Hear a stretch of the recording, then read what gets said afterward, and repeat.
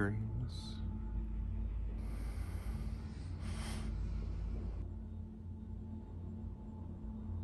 While you're awake.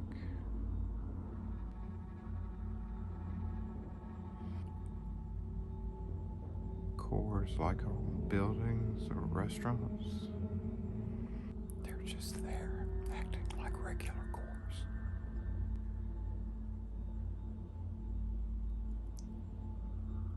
They don't know that their core key got lost. They only think they're best for the building. How often do you see them? All the time.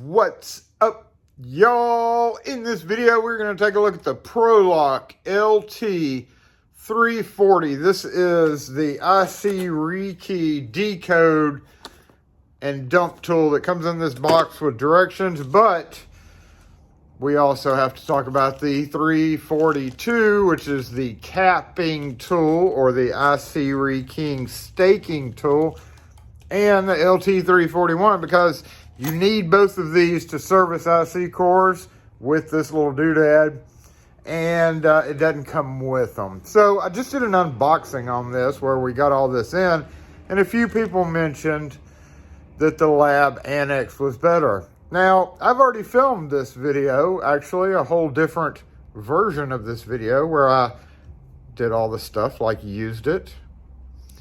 And I've already come to the conclusion that it is probably the biggest waste of money that you could do. I should walk that back a little bit. Maybe not the biggest waste of money. It will work for its intended purpose.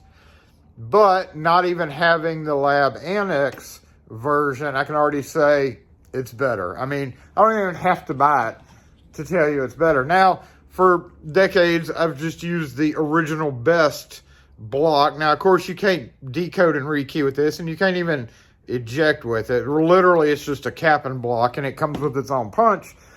And I was on a distributor's website ordering stuff, and I was like, hey, I saw this pretty red aluminum, which is very important, block. And I was like, you know, I don't really have a dump thing to be able to decode cores, which I don't do a whole lot of that anyway. And when I do, I just carefully dump each chamber. So I was like, well, let me pick this guy up. Yep, it's a mistake. I wouldn't buy it again. I consider it actually a pretty big fail. And it's not a cheap part. And I should have gotten the lab version. I actually originally went there to buy a new best punch and an extra one of those blocks, but they didn't have them. And I saw that and I was like, heck, you know, we'll try it. But I also bought these economy I-Core multi-pin Evictors. And in that first video and in the unboxing, I was like, oh, hey, I got two of them. But I didn't even count the prongs. Of course I got two of them. A 6-pin, it's a 6-pin and a 7-pin. That's why there's two in there. So we have a couple of 7-pin original best cores in a J keyway here. And we also have some 6-pin. Again, in that first video, what I did was I was like, well, I wonder why they sent me two. And then I reached in there and I just grabbed one out. And I didn't even count the prongs. But yeah, there's a 6 and there's a 7. Now, I'm pointing this out again because while this is not a Prolock, who makes this? I don't even know who makes this. LPEP. Apparently, you just can't use, so you got a 6-pin right there. So you can't use this 7-pin because there's not 7 pins and that'll get in the way. So I wasn't even thinking when I unboxed this about them having, literally, there's no other way around that. You have to have a 6 and you have to have a 7. So yeah, that was kind of a fail in that entire video. So going back to this guy, what I discovered was, number one, it's aluminum. Look at our damage. You know how many cores I stamped and caused that damage? 2 cores. But anyway, you snap that guy off. You can load a cylinder just like this. You take it. It comes with, you know, it comes with a full color. Just zoom out a little bit here. Full color directions if you need to see them. There we go. You can just take a screenshot of that and read it at your leisure. But anyway, it's got, if you're just using the regular pen caps, which most of the time, most best is, you would use this guy, or you would unscrew this. If it had like a Falcon style cap, you just unscrew this little guy, which very rarely do we even use that. So honestly, you could probably just take this off and put it somewhere, but yeah, you put that down there and then whack it with a hammer. And it's funny that that's metal. So yeah, we're just gonna take that off for right now and put our best core in, just like this, upside down. And then this guy right here is your decode chamber. If we were not trying to save the pins, we would just take this out and then just take this guy and put it in. You know, I'd still get the single punch because it's good to have that in case you need to punch out just one if you think you're having problems with one chamber. Boom. So there we go. That's that will save me a lot of time, and that's the only reason I bought it, until I realized you literally have to have this to make this part work. So we'll get all those pins out of there. I've noticed that the pin, if the real thin wafers can get stuck in there, that has to be completely cleaned out. So there's this guy. We're gonna put it in until it drops in, and that's our spot where it's supposed to be. We'll put our core in upside down again. We're gonna tighten this down because I didn't do it before. And we can get this punch now. When I did get this guy, I kind of felt like it was bent a little bit. It's got a little yaw in it, and it does. If you hold it up and turn it, it's got a lot of yaw in it. It's angled a little bit. So in this case, you would just come through one at a time and gently tap them down into the chamber. Yep, no big deal. Understandable. Usually I would do this in my hand.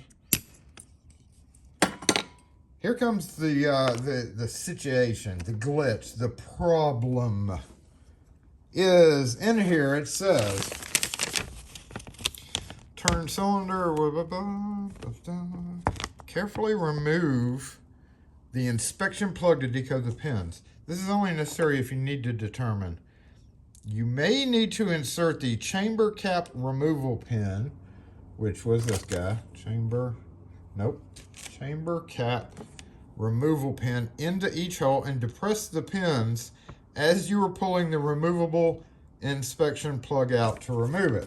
Okay, so we would remove the core and look down in here, and we see a bunch of nice little bottom pins, the points of the bottom pins kind of looking at us in there. I don't know if you can see. Kind of hard to see down in there. Yeah.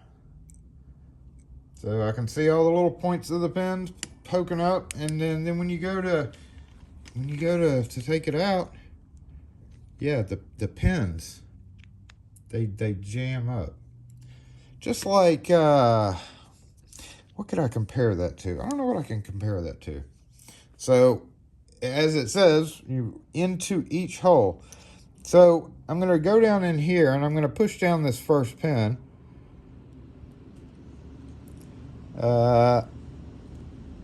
But that didn't really help because it's not the first pin, it's the second pin.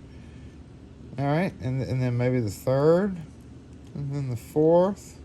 Felt it move a little bit. 5, 6, 6, 7. Oh, there we go. Okay, I'm going to turn it a little bit. So I did manage it that time, but I certainly will tell you right now, it would be much easier to go boop and push them all at one time. Now as we take this guy out, I turned it because I learned this the first time. Hold on. Okay, I got to put a lot of pressure on that, I guess, to hold that. Yeah, pin. I felt that pin give way there. So you got to put a lot of pressure on it to get it to move. Uh-oh, pin just popped out. Oh, pins are popping out. Holy shit. If you try to pull it straight out, you're not going to have a good day. So as we carefully remove it, watch what happens. They start to jump out. No? Okay, these aren't jumping out because the springs, oh, that one kind of tried to. Or a little bit, oh, no, see, that one almost, yeah, that one just jumped out. Oh, we lost a pin there. So this is kind of the touchy part of this guy. You do have to put your hand up here as you're pulling it out to make sure those pins stay where they're supposed to. And as you can see, we lost one bottom pin. We have one pin that's sideways there. Let's get a zoom in on this. One pin that jumps sideways.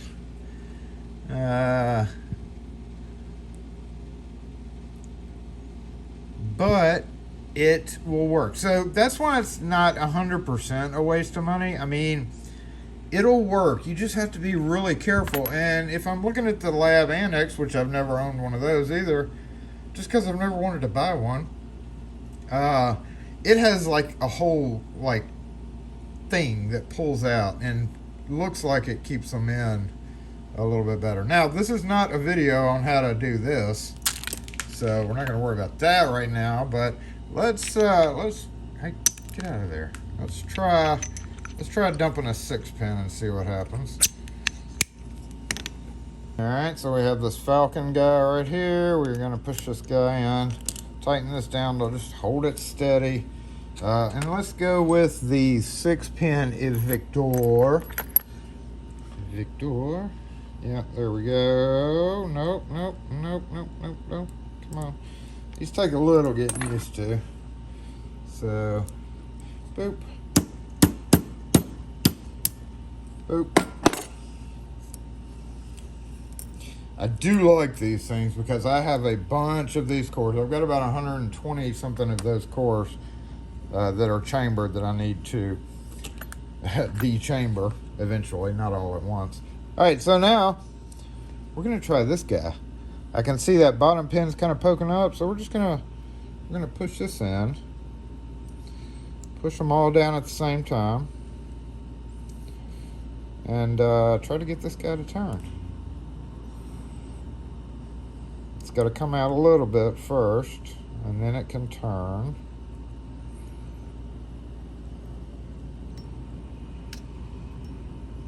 Okay. Pretty sure I'm operating this right. If I'm not, and there is an expert Prolock decoder user out there, then certainly let me know in the comments section. Okay, these are, okay, that one's trying to bounce out. Look at that. You just got to come out real slow.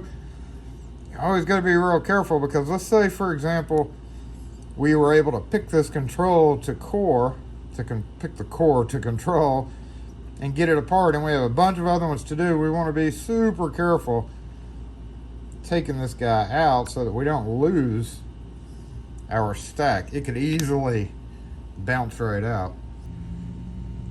You just measure each pin and do the thing, which again, we're not going to do in this video, but let's take a look at the capping feature of this. We're going to do that with a J. Looks like we still got a pin in there. Did we miss that? We did miss this. That's where the one punch comes in handy. Oop, look at that. Look at that. They didn't know it'd come out.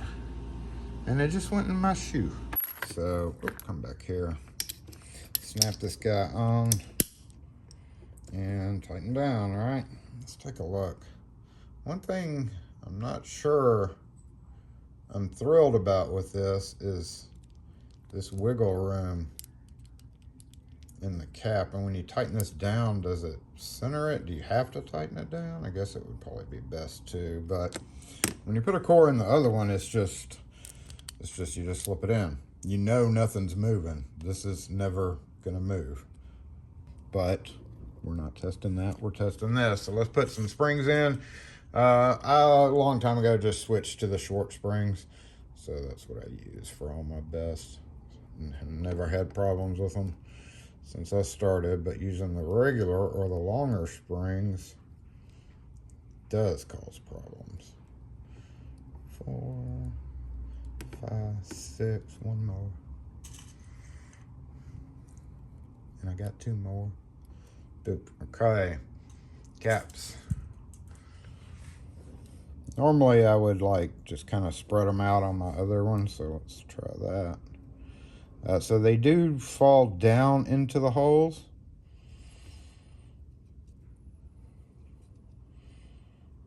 If you accidentally put 2 in there, that could be not good, and I'll show you.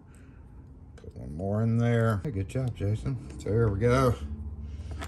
Let's see how this does. Oh, one just jumped out and landed into the next thing.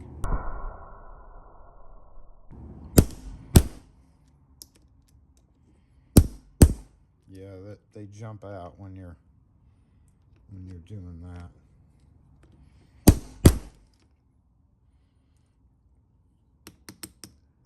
What's going on right there? Oh shoot, it loosened. Look, it cracked. How did that crack?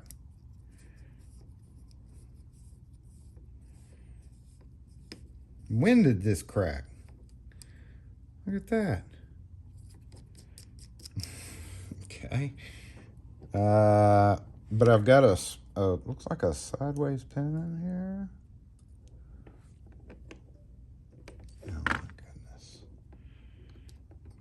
Carry on.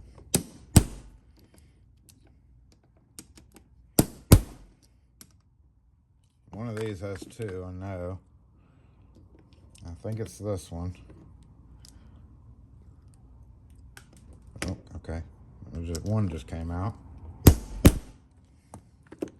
Spring's trying to jump out there.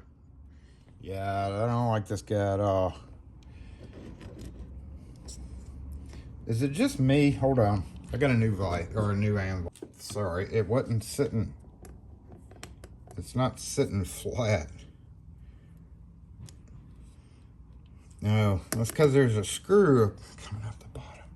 What in the hell? Okay, let's go back through them one more time. A light tap of the hammer. I feel like they're not seating.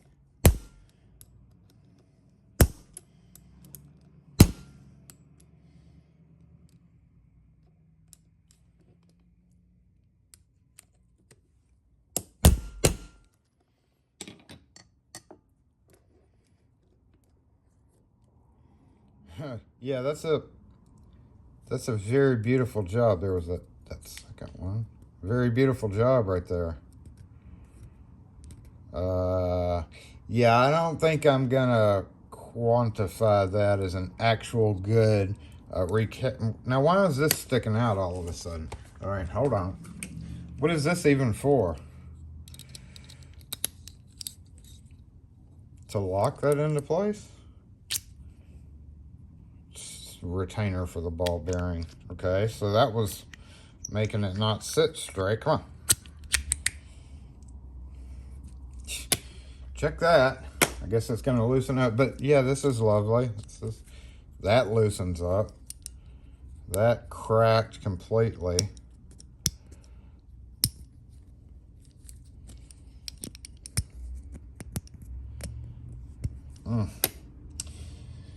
All right, well, let's do this. Let's put some springs in here. Yeah, in case you were wondering why I had this, that's what that's for.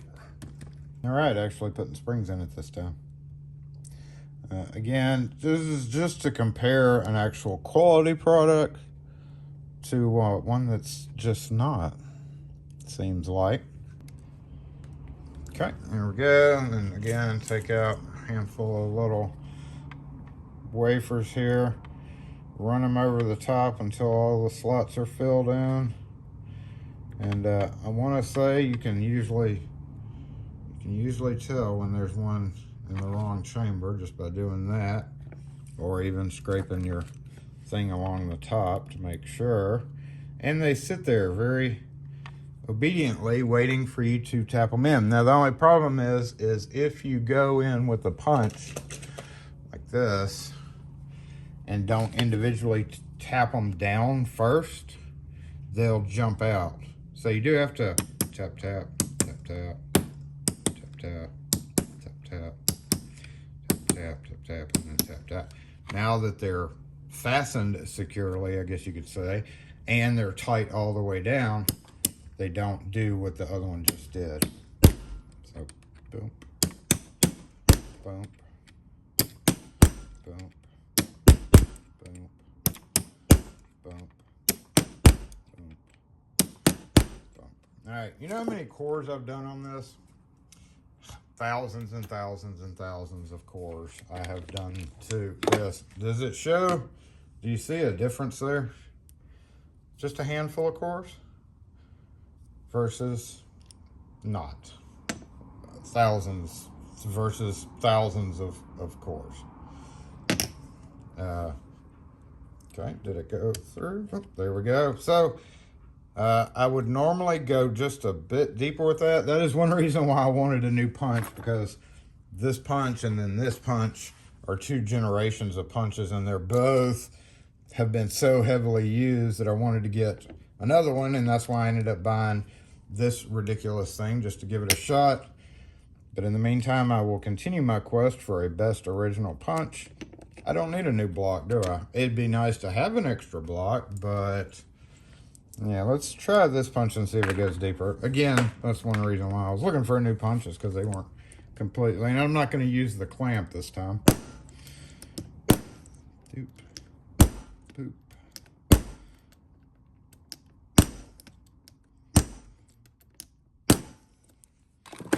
Let's see how that did. Yeah, that sunk it a little bit deeper. That's about perfect right there. So there we go. Which one would you prefer? I know some people are going to be like, you just did a crappy job, Jason, and it'll do a much better job. You're just basing this off of like never using it and just practicing. This is like the 5th core that I've done. And they all have, they're all kind of crummy like this. I don't like many things about this unit. I know some people aren't gonna think that I did a fair representation of just trying one cylinder on camera, even though I've done 4 or 5 and they all turn out kind of shitty like that. We're gonna go ahead and just decap this guy and give it another try, especially since the screw is flat now. One more go at it so I don't hear any complaints about how I used a bad core or something. I know y'all's tricks now here. Oh, there goes the spring. 1, 2. So some of you might be going, why, if you're doing that, why are you doing all of them at once? Why not do them one at a time? Well, if I smack one at a time, without that spring kind of like just maybe holding them in a little bit, they're not holding them in, but they are holding them in a little bit. But at least the spring is keeping them in there. If I don't do that, then the master pins are actually going to jump out, right? So what do you have to use this? You have to key it up one at a time. Key it, chamber, cap it, and then go to the next one. That makes no sense whatsoever. So 3, 4, 5, 6, 7. Okay, here's another idea. I already thought about the painter's tape across the top and then just scrape off the little divots that are going to be left behind. That way they don't jump completely out. Maybe. I don't want to do a round 3, so I don't know. Let's go at it again. I'm gonna make sure this is tightened down. We're gonna hold this down a little bit. And see, they're jumping out. Let's see if we can't be a little gentle.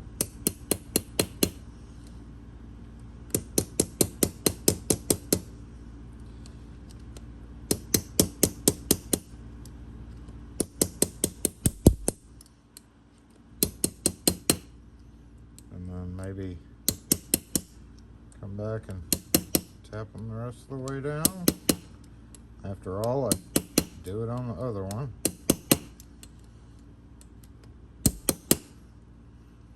Look at that. It comes loose on its own.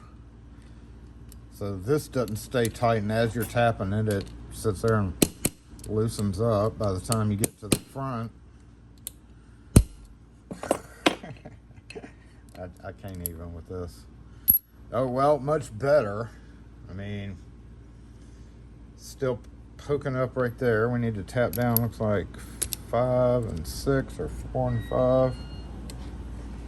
What's going on? Hey. How many stamps y'all think this needs? Would we be had to play this game last time. Kim's expertise. Yeah, how many stamps it on, but that's more papers than last time. Banging on over there. Busted ass lock. Yeah. Oh shit.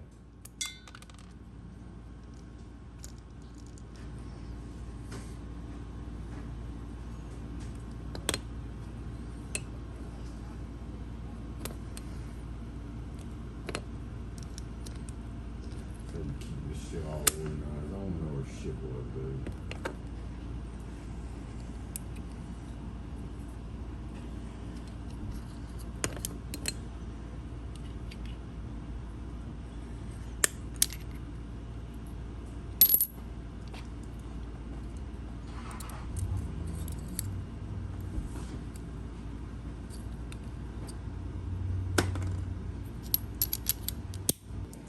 So screw that.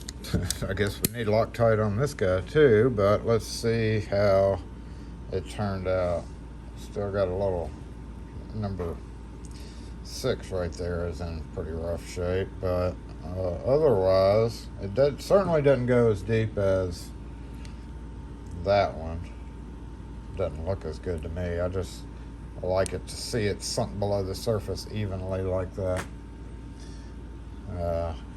Yeah, that first go around for this part of the video was not so great when it was loose on the bottom, but it does help to tap them in. You'd think a tool that's been around for this long, they would have said, hey, you know, maybe we should make this out of a different material. Hey, maybe we could redesign this better. No, let's just keep it on the market and keep selling to these idiot locksmiths who keep buying it.